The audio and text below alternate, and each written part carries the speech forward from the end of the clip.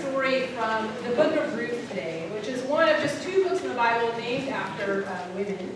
And this book and the story, chronologically, is set several hundred years after the story we heard last week of Moses and the burning bush. And a lot has happened in those intervening years. So Moses became a great leader, as many of you know, and he was the one who led the people out of slavery in Egypt, so in that Exodus story and the parting of the Red Sea. And then the people of Israel, under Moses' guidance, wandered in the wilderness. They say for 40 years, multiple generations. And it was a time of God just shaping God's people. It was during that time in the wilderness that God gave them the 10 Commandments as a guide for how to live. It was during that time that they learned to survive on the manna in the wilderness and to trust in God's care. It was also, times were hard in that wilderness time as well. It's a time when they had built a golden calf and worshipped other gods. It's a time when there was a whole, as they say, a back to Egypt committee where folks were like, let's go back to slavery, or at least we had a meal at a home. And so it was just a time of being formed. Eventually, Moses died before they were ever able to enter the promised land. And so the mantle of leadership passed to Joshua. And he helped lead the people into the land of Canaan, the promised land. And once they were there, they divided the land. It's basically where modern-day Israel is, but they divided the land under the 12 tribes of Israel, those 12 sons of Jacob that we heard about. And what happened then is that each group kind of had their own area, and they obviously needed leaders. And so one by one, these different tribal leaders came up, called judges, and there's a whole book about the judges in Scripture. And basically, each leader was kind of more corrupt than the next. And so they were trying to stay faithful. They were trying to honor this covenant that God had given them. But invariably, they would be led astray by these leaders, and then something would happen where there would be a sort of judgment, and then reconciliation and coming back, and then it would just keep happening over and over again. And really, it was a difficult time at the time of the Hebrew people, and just a time of a lot of going astray. Well, it's in this time that we hear this story about the book of Ruth. This is when it is set. And as you'll see, this is a story that it's about one small family, including foreigners, and a foreigner who really models what it means to be faithful and what it means to honor a covenant. And so keep that in mind as we listen this morning to basically the first chapter of Ruth. Let us listen for the word of God.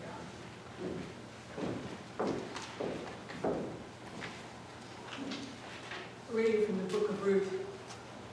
In the days when the judges ruled, there was a famine in the land, and a certain man of Bethlehem in Judah went to live in the country of Moab, he and his wife and his 2 sons.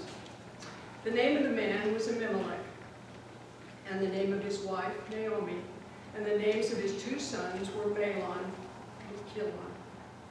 And they were Ephrathites from Bethlehem in Judah. And they went into the county of Moab, and they remained there. But Elimelech, the husband of Naomi, died, and she was left with her 2 sons. They took Moabite wives. The name of one was Orpah, and the name of the other Ruth. And when they had lived there about 10 years, both Mahlon and Chilion also died. So the woman was left without her 2 sons and her husband. Then she started to return with her daughters-in-law from the country of Moab, for she had heard in the country of Moab that God had considered God's people and given them food. So she set out for the place where she had been living. And she and her 2 daughters-in-law, and they went on their way to go back to the land of Judah. But Naomi said to her 2 daughters-in-law, "Go back, each of you, to your mother's house. May the Lord deal kindly with you, as you have dealt with the dead and with me. The Lord grant that you may find security, each of you, in the house of your husband." Then she kissed them, and they wept aloud. They said to her, "No, we will return with you to your people." But Naomi said, "Turn back, my daughters. Why will you go with me? Do I still have sons in the womb, that they may become your husbands? Turn back, my daughters. Go your way, for I am too old to have a husband. Even if I thought there was hope for me, even if I should have a husband tonight and bear sons, would you then wait until they were grown? Would you then refrain from marrying? No, my daughters. It has been far more bitter for me than for you, because the hand of the Lord has turned against me. Then they wept aloud again. Orpah kissed her.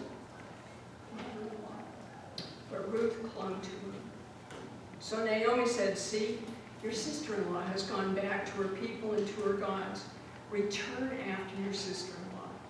But Ruth said, do not press me to leave you, or turn back from following you. Where you go, I will go. Where you lodge, I will lodge. Your people shall be my people, and your God, my God. Where you die, I will die, and there will I be buried. May the Lord do thus, and so to me. And more as well, and even if death parts me from you. When Naomi saw that she was determined to go with her, she said no more to her. So the two of them went on until they came to Bethlehem. The word of God. Will you pray with me? Oh, gracious God, be with us this day as we listen for your voice in these ancient words. Open up our eyes to see you in new ways, our ears to hear you, our hearts to feel you with us, and our feet to follow in your way. In your name we pray. Amen. You've heard me say before that there are some stories in Scripture that just seem totally irrelevant to today, culturally based, and you can just kind of jettison them out with they don't really relate to us. But there are other stories that you can seemingly pick up from 3,000 years ago and drop them into today, and it's like they are still written for this time and for us. And this morning, I think the whole story, the whole book of Ruth, is one of those stories that applies for us today. It's a story that's really about, it's about migration and immigration. It's about crossing cultures and crossing borders. It's about compassion. It's about faithfulness. It's about living out an ethic of love. It's about solidarity, spirit, seeking the common good. And any one of those would preach in our day and age. So mostly what I want to say about this passage today is this. In the story of this small family, we see something about what it means to be the family of God and to be followers of God. And that in a time of tribalism and difference, then like now, sometimes the most radical act that we can do is simply to turn toward one another. It's to turn toward when it would be often much easier, safer, probably smarter, and maybe even more convenient to turn away. In our story this morning, we meet Naomi and her family, her husband Elimelech and their two children. And they are basically, they are refugees. They are fleeing their homeland because there is no food. And so survival demands that they relocate. And we know that that's a similar story happening today. Where they go is really interesting. They go to the land of Moab, which is about 100 miles away from where they are. It's hostile territory. It's where enemies are. And yet, it's where they go to find food. And one would expect them to be turned away, but as the story implies, they were received. And they were there, they were able to settle in the land and not just build a house there, but actually marry. Their sons were able to marry the Moabite women, Ruth and Orpah. As you heard in the story, tragedy struck. Elimelech, the father, dies, and then 10 years later, the son dies. And so, both sons die, and it's Naomi and the two daughters-in-law. And as you know, to be a widow in that time period with no, in that patriarchal society with no support, was really to be absolutely destitute and on the margins. And Naomi recognizes this right away, especially because she's in a foreign land. And so she gets word that there's food now back in her homeland, and she says, I'm going to go back. And at first her daughter-in-laws also want to come with her. But she knows that it is better for them if they stay where they are, in their own land, in their own culture, if they go back to their families, because there they can get the protection that they need. And so she tells them to stay. but they insist that they're coming with. And she pushes again. She says, no, really, you really need to stay. I'm not going to have more kids. I'm not going to be able to provide for you. Just go back to where you're from. And so the one daughter-in-law, Orpah, she turns and goes away. But the other one, Ruth, it says, clung to Naomi. What an interesting word to use. I don't know how many of you would cling to your mothers-in-law. But it is this act of just a deep commitment and connection. We've actually heard the word one time before in Scripture already. A couple of weeks ago, we read the story of creation, where it said God created human beings, created them for community, and for that reason, a person would leave their father and mother, leave their parents, and cling to a partner, cleave with a partner. And so this is the word that's used. Ruth clings to Naomi, cleaves with Naomi. And then she makes this incredible pledge where she says, where you go, I will go. Where you lodge, I will lodge. Your people shall be my people. Your God's my God.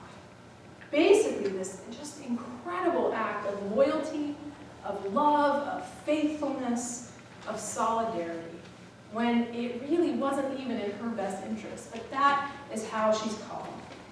The words here are so important. It's an amazing story, as I was saying, it's like an English professor's dream, so it's kind of fitting that Linda, one of our English professors, would read the story today.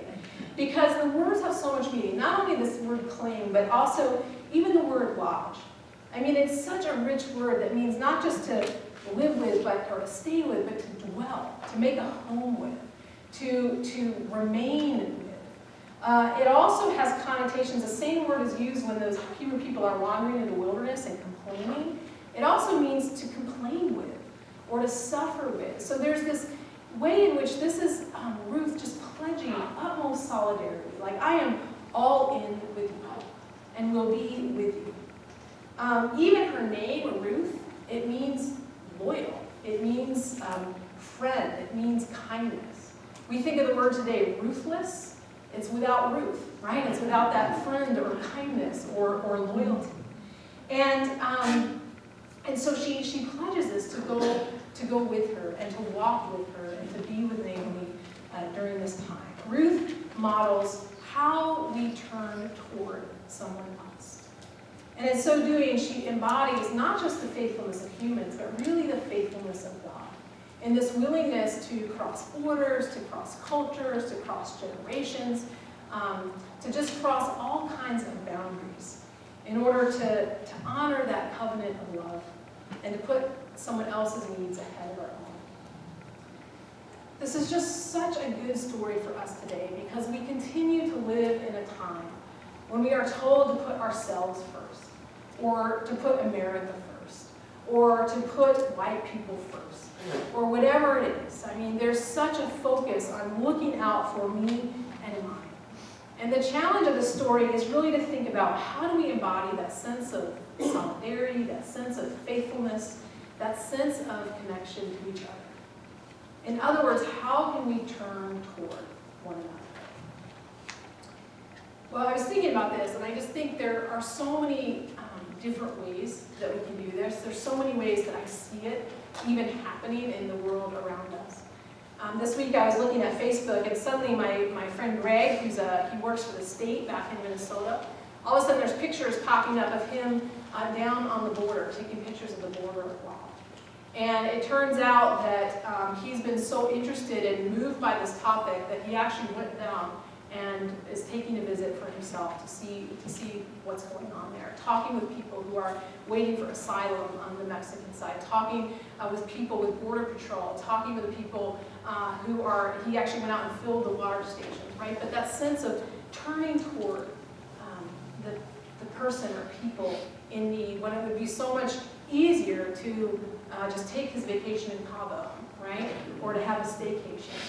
Turning toward. When I think about turning toward, I think of my neighbor up the street, Kimberly. Every morning, she leaves her own house and she goes over to the next door neighbor's house. And she rouses the 2 kids for school and gets them dressed and brings them back over to her own house for dinner. Because their dad, who was recently widowed, is off already on the early morning shift. That's turning toward. a neighbor, when it would be so much easier and much more comfortable for her to just sleep in every morning. Turning toward, it's in all the ways that we reach out to each other. And it's what we do here. If you were here last week, we did this wonderful worship and exercise around a burning bush. And we built our own burning bush, which you can see back here with these hands. And asked people to write down, how is God calling us? Who do we hear crying out for us? And I would encourage you to look at the bush when you have time, because there are some amazing things.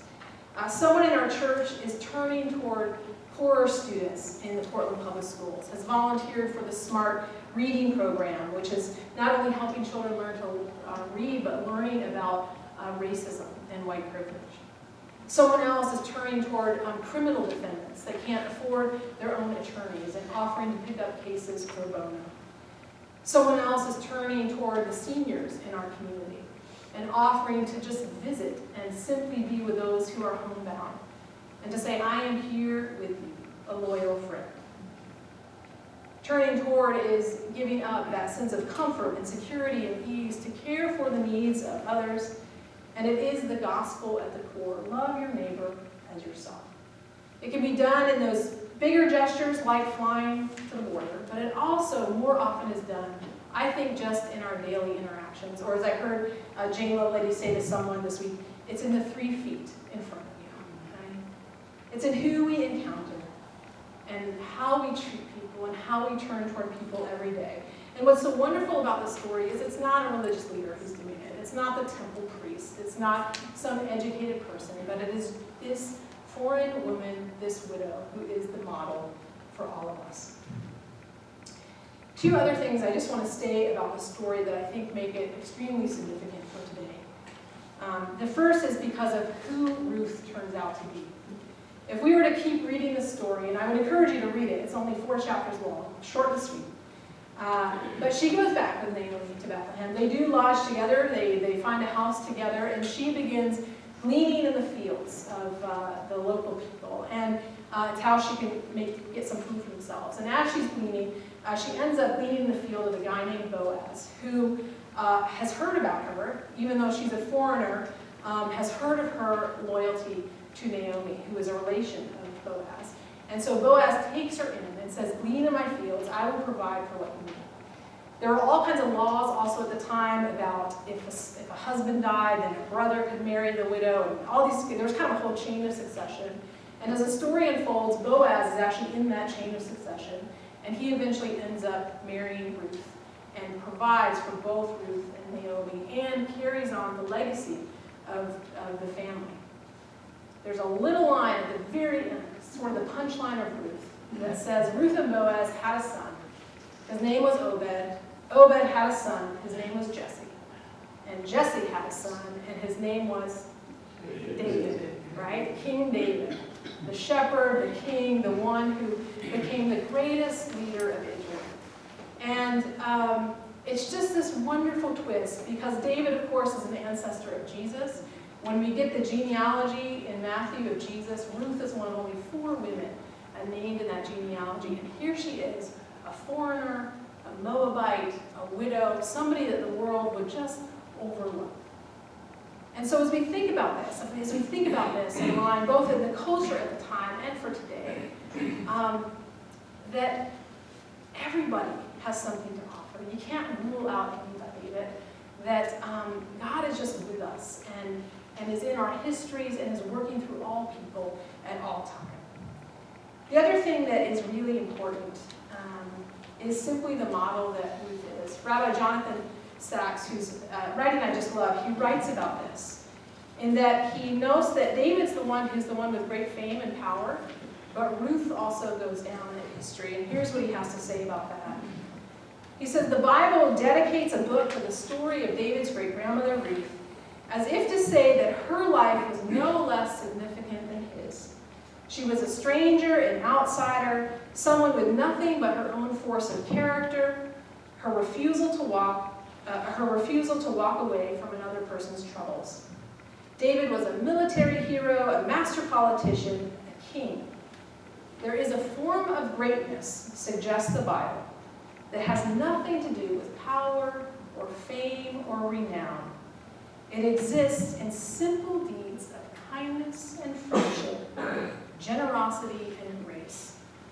Rarely do they make the news, but they change lives, redeeming some of the pain of the human situation. I just love this because to me it is the real message of Ruth. That it is our compassion, it's our generosity, it's our love that really is the greatest gift that we offer. And especially in this time in our world, in our politics, in our culture, where there's so much violence and fear and walls, this is a story that just invites us to turn toward each other and to remember it's in those simple acts of kindness that can make all the difference. So here's the challenge for the week. Who is someone that you can turn toward in this week ahead? Maybe it's somebody you already know. Maybe it's someone you identified in your burning bush activity last week. Maybe it's someone that God is going to put in your path just this week. But who might God be asking you to turn toward, even when it would be so much easier, so much safer, so much more comfortable to turn away? Who is it that might need your love and your compassion? And you might need theirs too. So may we listen to this story of Ruth. May we follow her amazing, wild, wonderful, faithful example. And may we let God's love and compassion flow through us. Amen.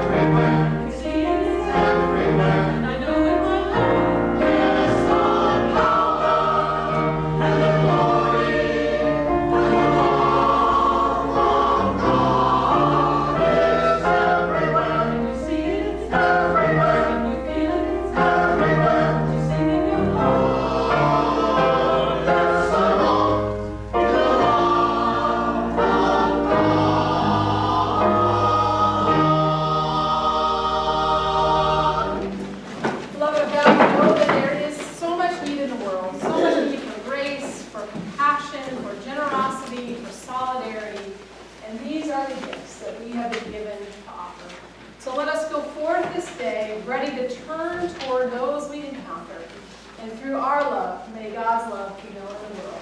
Go in peace and love and serve. Amen.